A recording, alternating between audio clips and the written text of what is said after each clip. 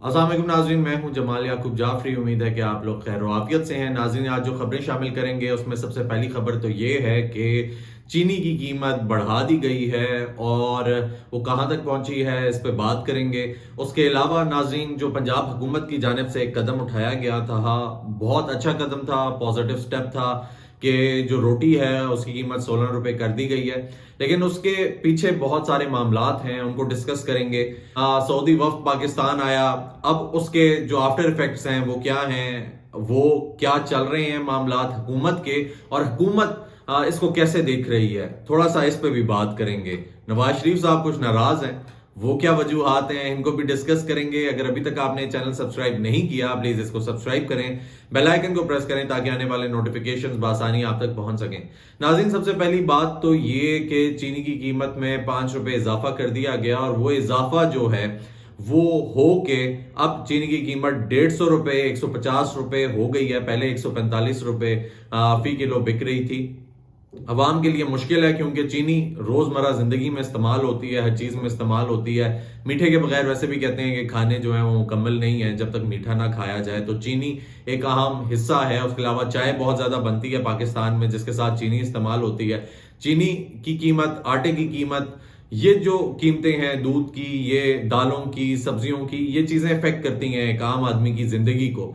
तो अब वो बढ़ गई है और ये अवाम के लिए एक और बैड न्यूज आप कह लें, एक ऐसी खबर है जिससे अवाम कोई खास खुश नहीं होगी। नाज़रीन, दूसरी खबर जो है वो शामिल ये करते हैं कि जो पंजाब हुकूमत थी उसकी जानिब से जो रोटी की कीमत है वो 16 रुपए कर दी गई थी और नान की कीमत 20 रुपए। तो हम जब बाहर गए, मैंने खुद सर्वे किया, जो मैं प्रोग्राम करता हूँ उसके लिए, तो जब सर्वे किया उसमें ये पता लगा कि बहुत सारे ऐसे मामलात हैं जो रोटी की कीमत को इफेक्ट करें। क्योंकि ये जो 16 रुपए रोटी की गई है इसकी कीमत, कोई तंदूर वाला, कोई होटल वाला 16 रुपए की रोटी नहीं दे रहा, वो 20 रुपए की, 25 रुपए की रोटी दे रहे हैं। और 20 और 25 रुपए की रोटी क्यों दे रहे हैं? क्योंकि उनका ये कहना है कि जो हुकूमत है उसने हमें 100 रुपया कम करके आटा दिया है, सब्सिडी दी है, और लेकिन गैस के जो बिल्स आ रहे हैं वो 5-5, 6-6, 10-10 लाख रुपए आ रहे हैं। हमें एक रोटी जब 20 रुपए की पड़ती है या 18 रुपए की पड़ती है तो हम 16 रुपए की कैसे दे सकते हैं? अब वही जो रोटी है और वही नान जो हम लोगों को शायद 20 रुपए का या 22 रुपए का पड़ रहा है, अब वो हम 20 रुपए का कैसे बेच सकते हैं? तो ये बहुत सारी ऐसी चीजें हैं। उन्होंने कहा कि आप फिजिबिलिटी स्टडी करें, आप देखें पहले, आप हुकूमत को चाहिए कि वो सारे अखराजात को बीच में डाले और डालने के बाद देखें कि इनको कॉस्ट क्या पड़ रही है। इनको अगर कॉस्ट जो है वो जो इन्होंने सब्सिडी दी है उससे ज्यादा पड़ रही है तो कैसे कम कर सकते हैं? तो उन्होंने नहीं कम किया।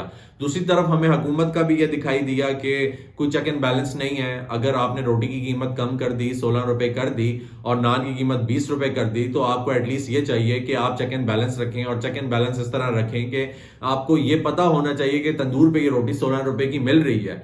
किसी तंदूर पे रोटी 16 रुपए की नहीं मिल रही, किसी तंदूर पे रोटी नान जो है 20 रुपए का नहीं मिल रहा। और दूसरी बात यह है कि जो रोटी की क्वालिटी है क्या वो वैसी ही है? क्या क्वांटिटी जो है उसकी वो वैसे ही है, उसका वजन उतना ही है? ये चीजें भी देखनी पड़ती हैं। क्योंकि अगर आपने 16 रुपए की रोटी कर दी है और उसकी जो क्वांटिटी है वो कम हो गई है और उसकी क्वालिटी गिरा दी गई है, तो फिर क्या फायदा उस रोटी का कि आपने 16 रुपए की कर दी है? तो हुकूमत को साथ साथ ये चीजें भी देखनी पड़ेंगी। नाज़रीन, उसके अलावा वजीर आजम शहबाज शरीफ साहब हैं, उन्होंने कोई बयान जारी किए हैं। कहा है जो सऊदी वफ्द आया था, पहले उनको बड़ा कंट्रोवर्सी का शिकार बनाया गया, निशाना बनाया गया कि ये जो सऊदी अरब का दौरा कर रहे हैं, ये जो दौरा है इससे कोई खास फर्क नहीं पड़ना। जो लोगों के मुंह बने हुए हैं वो पाकिस्तान में बढ़ चढ़कर हिस्सा नहीं लेंगे, सरमायाकारी नहीं करेंगे, बहुत सारी बातें हुई। लेकिन फिर उसके बाद देखा कि 2 हफ्ते के बाद ही सऊदी वफ्द पाकिस्तान आ गया और बहुत सारे मामलात तय पाए। तो उस पे वजीर आजम शहबाज शरीफ ने कहा है कि सऊदी वफ्द की हालिया दौरे के नतीजे में पाकिस्तान में अरबों डॉलर की सरमायाकारी होगी। वफाकी काबीना के इजलास से खिताब करते हुए शहबाज शरीफ ने कहा कि हमें इस तरह मेहनत और लगन से सऊदी सरमायाकारी की पाकिस्तान में आमद और मंसूबों की तकमील को यकीनी बनाना है।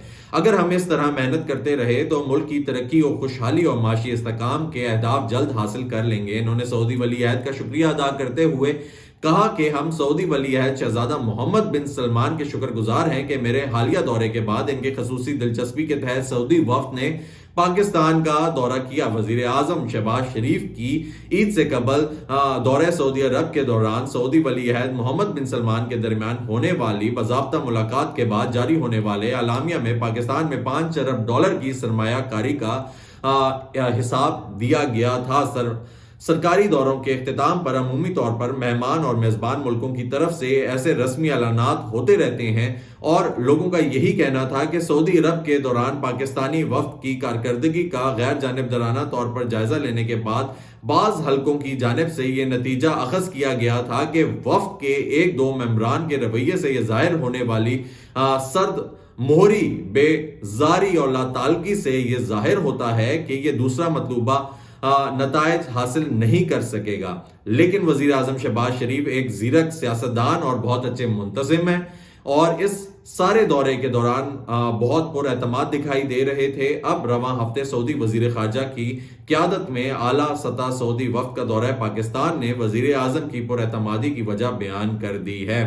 ناظرین، اب اگر دیکھا جائے تو وزیر اعظم صاحب بڑے پر اعتماد دکھائی دیے، اور وہ جو پر اعتمادی تھی وہ اسی وجہ سے تھی کہ سعودی عرب نے جتنے لوگوں کے منہ کھلے ہوئے تھے ان کا منہ بند کر دیا، اور یہ کہا کہ ہم لوگ سرمایہ کاری کریں گے اور اربوں ڈالر کی سرمایہ کاری کریں گے پاکستان میں۔ تو جو باقی ریلیشنز ہیں اس میں ہم نے ایک دفعہ پہلے بھی بات کی تھی کہ بہت پرانے ریلیشنز ہیں پاکستان اور سعودی عرب کے، اور سعودی عرب کو اب یہ ریئلائز ہوتا جا رہا ہے کہ صرف تیل نہیں ہے انکم کے لیے، ہم لوگوں نے جو انڈسٹری ہے وہ بھی لگانی ہے، ہم نے آئی ٹی سیکٹر میں بھی انویسٹ کرنا ہے، ہم لوگوں نے ٹورزم میں بھی انویسٹ کرنا ہے، بہت ساری ایسی چیزیں ہیں جس میں اب سعودی عرب انویسٹ کر رہا ہے اور آگے بڑھیں گے۔ اب ناظرین، جو مین خبر ہے اس پہ آتے ہیں کہ نواز شریف صاحب جو ہیں وہ خاصے ناراض دکھائی دے رہے ہیں۔ تو خبریں گردش کر رہی ہیں نواز شریف صاحب سے ریلیٹڈ، وہ کیا ہیں؟ وہ یہ ہیں کہ نواز شریف صاحب موجودہ حکومتی تشکیل سے ناخوش ہیں اور اس کی کارکردگی سے غیر مطمئن ہیں۔ وہ آصف علی زرداری کے بڑھتے اثر و رسوخ اور وفاق اور چاروں صوبوں میں ان کی مضبوط گرفت سے بھی نالا نظر آتے ہیں۔ جاتی عمرہ سے جو خبریں آ رہی ہیں اور اپنی نجی ملاقاتوں میں نواز شریف صاحب جو اظہار خیال کر رہے ہیں، اس سے وفاقی حکومت اور نواز شریف صاحب کی پالیسیوں میں واضح تقسیم نظر آ رہی ہے۔ یہی وجہ ہے کہ نواز شریف صاحب کی عملی سیاست میں دوبارہ سرگرم ہونے کی خبریں بھی گردش کر رہی ہیں، اور پارٹی کی سینئر قیادت نے نواز شریف صاحب کو پارٹی کی صدارت دوبارہ سنبھالنے کا مشورہ بھی دیا ہے۔ وہ جلد پاکستان مسلم لیگ نون کی صدارت سنبھالنے والے ہیں۔ پارٹی صدر بننے کے بعد وہ پارٹی کی تنظیم نو کے خواہاں ہیں۔ بعض حلقوں کا یہ بھی کہنا تھا کہ نواز شریف بہت جلد لندن پہنچ کر ایک پریس کانفرنس کرنے کا ارادہ بھی رکھتے ہیں۔ ایک وفاقی وزیر تو یہ بھی کہہ چکے ہیں کہ نواز شریف صاحب جو ہی اشارہ کریں گے شہباز شریف صاحب حکومت اور قومی اسمبلی کو تحلیل کر دیں گے، اور نواز شریف صاحب دو وفاقی وزراء سے بالکل مطمئن نہیں ہیں اور ان سے لا تعلقی کا اظہار کرنے کا اشارہ بھی دے چکے ہیں، جبکہ پوری وفاقی کابینہ کا ڈھانچہ انہی دو وزراء پر کھڑا نظر آ رہا ہے۔ رانا ثناءاللہ بھی حالیہ دنوں کچھ اشارے دے چکے ہیں۔ دوسری جانب تحریک انصاف کی حکومت خیبر پختونخوا میں مضبوط بنیادوں پر کھڑی ہے۔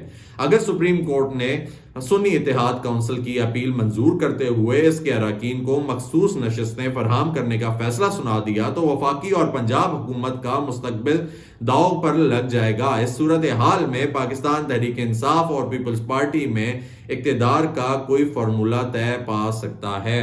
تو ناظرین، اب حالات مسلم لیگ نون کے بھی کشیدہ ہیں، اور نواز شریف صاحب کو جو فکر و فاقہ ہے وہ بھی کہیں نہ کہیں ٹھیک ہے، کیونکہ جو اثر و رسوخ ہے وہ پاکستان پیپلز پارٹی کا بڑھتا جا رہا ہے، اور اگر ان کو نشستیں مخصوص نشستیں پاکستان تحریک انصاف یعنی کہ سنی اتحاد کونسل کو مل گئی تو پھر بھی مسائل بڑھ سکتے ہیں۔ اور اگر ابھی تک آپ نے چینل سبسکرائب نہیں کیا، پلیز اس کو سبسکرائب کریں، بیل آئیکن کو پریس کریں تاکہ آنے والے نوٹیفیکیشنز بآسانی آپ تک پہنچ سکیں۔ اپنا خیال رکھیں۔